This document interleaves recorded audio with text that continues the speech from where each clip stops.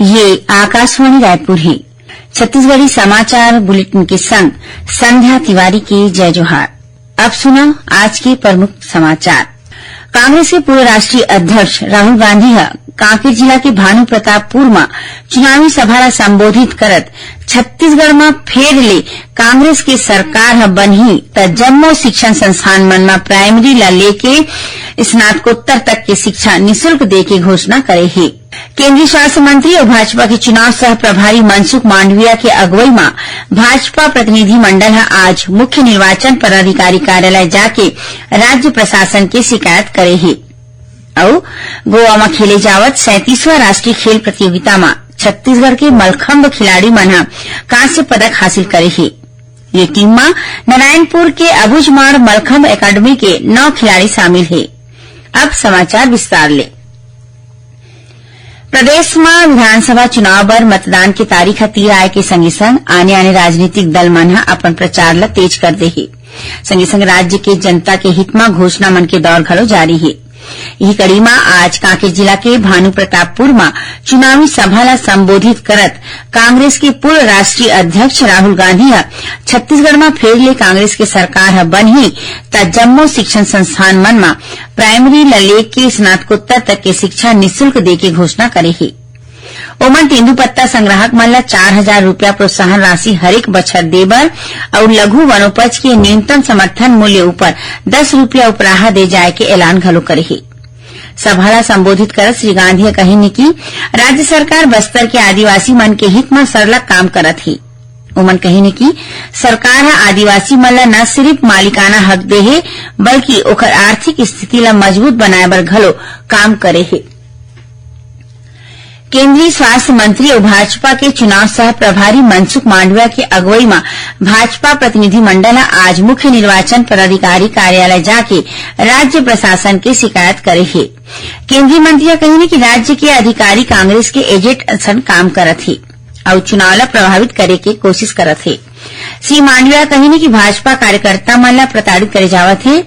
संगे संग पार्टी के प्रचार सामग्री ला लेके जवैया गाड़ी मन ला बेमतलब रोकत है, जेखर ले पार्टी के चुनाव प्रचार में असर पड़त है।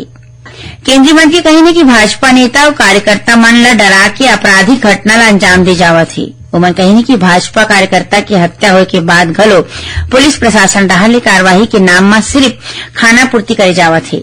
श्री मांडविया दंतेवाड़ा, नारायणपुर और बीजापुर विधानसभा क्षेत्र मन में कांग्रेस पार्टी डाहर ले आदर्श आचार संहिता के उल्लंघन करे के आरोप घलो लगाए है।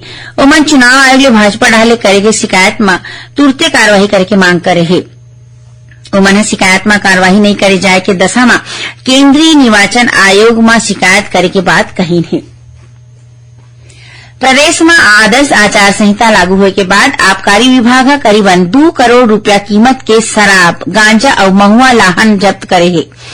अधिकारी जानकारी के मुताबिक विभाग डाहर ले अवैध शराब के रोकथाम पर बड़े रूप में सघन अभियान चला के कार्यवाही करे के संगे संग विभाग डाहर ले अंतर्राज्यीय सीमावर्ती क्षेत्र मन में 31 चेक पोस्ट बना के गाड़ी मन की जांच करे जावत है। एक संग राज्य के सीमावर्ती क्षेत्र मन में तलाशी अभियान घलो चलाए जावत है। संगे संग रेलवे पुलिस और राज्य पुलिस के संग मिल के रेलवे स्टेशन, ट्रेन, बस अड्डा और बस के घलो जांच करे जावत है। आबकारी विभाग डाहर ले टोल फ्री नंबर 1440 के संचालन करे जावत है, जेमा अवैध शराब बिक्री या तस्करी ले जुड़े सूचना दे जा सकी। बीजापुर जिला में सुरक्षा बल मन दूजी माओवादी मन ला गिरफ्तार करे है। मिली खबर के मुताबिक जिला में चलाए जावत माओवादी विरोधी अभियान के तहत बीजापुर थाना ले डीआरजी और बस्तर फाइटर के सामलाट टीम पेट्रोलिंग में निकले रही। इसी दौरान गोरना मनकेली कोती जवैया सड़क ला घेराबंदी करके दूजी माओवादी मन ला गिरफ्तार करेगी है। उन्हें एक झन माओवादी भागे में कामयाब हो गए। गिरफ्तार माओवादी मन के कब्जा ले 15 माओवादी पर्चा और बैनर पोस्टर बरामद करेगी है। छत्तीसगढ़ी समाचार बुलेटिन आप मन आकाशवाणी रायपुर ले सुनत हो। छत्तीसगढ़ के खबर ले है आपके वास्ता और खबर के विश्वसनीयता ले है हमार वास्ता। आकाशवाणी समाचार रायपुर के प्रादेशिक समाचार बुलेटिन के संगे संग हमार समसामयिक कार्यक्रम आप रेडियो के संग अपन मोबाइल में घलो सुन सकत हो। आकाशवाणी समाचार फेसबुक, ट्विटर और यूट्यूब में घलो हावय। हमार फेसबुक पेज हरे Chhattisgarh news on AIR, Twitter handle CGAIR news और हमार यूट्यूब चैनल हरे छत्तीसगढ़ AIR न्यूज। तो अब रेडियो के संगे संग आपके मोबाइल के माध्यम ले हम आप तक पहुंचत हन। छत्तीसगढ़ के हर खबर पर सुनत रहो आकाशवाणी समाचार। अब आगू बाढ़ बाँचे समाचार कोती। प्रदेश में होइया विधानसभा चुनाव के पहली चरण बर 4,515 सेवा मतदाता मन ला इलेक्ट्रॉनिक डाक मत पत्र जारी कर दे गे हे। निर्वाचन आयोग के मुताबिक पहली चरण के चुनाव के नाम वापस ले के बाद ले ठीक 24 घंटा तक ई डाक मत पत्र जारी करे जाथे और आगू 7 दिन तक ओला डाउनलोड करे जा सकथे। संबंधित सेवा मतदाता ओला डाउनलोड कर अपन वोट दर्ज करथे और ओला डाक के माध्यम ले रिटर्निंग अधिकारी ला भेजथे। प्रदेश में 24 अक्टूबर ले ई डाक मतपत्र ला डाउनलोड करे की प्रक्रिया शुरू हो गई है, जौन 31 अक्टूबर तक चलही। 3 दिसंबर के दिन 7:59 में नामांकित ई डाक मतपत्र ला प्राप्त करे के समय निर्धारित करे गए है।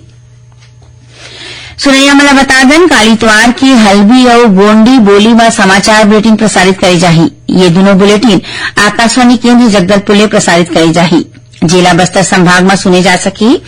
हल्बी में समाचार बुलेटिन बिहनिया 7:30 बजे ले और गोंडी में समाचार बुलेटिन संझा 6:30 बजे ले प्रसारित करे जाही। आकाशवाणी रायपुर के प्रादेशिक समाचार एकांश डहार ले प्रस्तुत कार्यक्रम जिले की चिट्ठी के प्रसारण काली संझा 6:05 ले 6:10 तक करे जाही। ये बखत के अंक में बलौदाबाजार भाटापारा जिला की गतिविधि के बारे में जानकारी दे जाही। गोवा में खेले जावत 37वां राष्ट्रीय खेल प्रतियोगिता में छत्तीसगढ़ के मलखंभ खिलाड़ी मन कांस्य पदक हासिल करे हे। ये टीम में नारायणपुर के अबुझमाड़ मलखंभ अकादमी के मंगडू पोडियाम, संतोष सोरी, मानू ध्रुव, संताय पोटाई, सरिता पोयाम, दुर्गेश्वरी कुमेटी, मोनिका पोटाई, डिम्पी सिंह सिदार और शिक्षा दिनकर शामिल रही। आज आंशिक चंद्रग्रहण होही और ये पूरा देश में दिखाई दिही। मौसम विज्ञान विभाग का कहनी कि चंद्रग्रहण अधरतिया के बाद 1:05 में शुरू होही और 2:24 तक रही। चंद्रग्रहण के बेरा 1 घंटा 19 मिनट के होही। चंद्रग्रहण एशिया, यूरोप, अफ्रीका, पूर्व दक्षिण अमेरिका और ऑस्ट्रेलिया में घलो दिखाई दिही। विश्व प्रसिद्ध बस्तर दशहरा और 31 अक्टूबर के सिराही ये दिन मावली माता के डोली और छत्र ला दंतेवाड़ा बर रवाना करे जाही। एक पहली काली 27 अक्टूबर के कुटुंब यात्रा के रस्म अदा करे गिस। ये रस्म में बस्तर दशहरा में शामिल होए बर आए बस्तर के जम्मू देवी देवता मन के विधि विधान ले पूजा अर्चना करेगिस। ये रस्म के बाद देवी देवता मन की विदाई शुरू हो गई है। आखिर में प्रमुख समाचार एक घाव फिर। कांग्रेस के पूर्व राष्ट्रीय अध्यक्ष राहुल गांधी यहां कांकेर जिला के भानु प्रतापपुर में चुनावी सभा ला संबोधित करत छत्तीसगढ़ में फेर ले कांग्रेस के सरकार ह बनी त जम्मू शिक्षण संस्थान मन में प्राइमरी लेके स्नातकोत्तर तक के शिक्षा निःशुल्क दे के घोषणा करे है। केंद्रीय स्वास्थ्य मंत्री और भाजपा के चुनाव सह प्रभारी मनसुख मांडविया के अगुवाई में भाजपा प्रतिनिधि मंडल आज मुख्य निर्वाचन पदाधिकारी कार्यालय जाके राज्य प्रशासन के शिकायत करे है और गोवा में खेले जावत 37वां राष्ट्रीय खेल प्रतियोगिता में छत्तीसगढ़ के मलखंभ खिलाड़ी मन कांस्य पदक हासिल करे है। ये टीम में नारायणपुर के अबुझमाड़ मलखंभ अकादमी के 9 खिलाड़ी शामिल है। छत्तीसगढ़ी समाचार बुलेटिन यही सिरावत है। जय जोहार।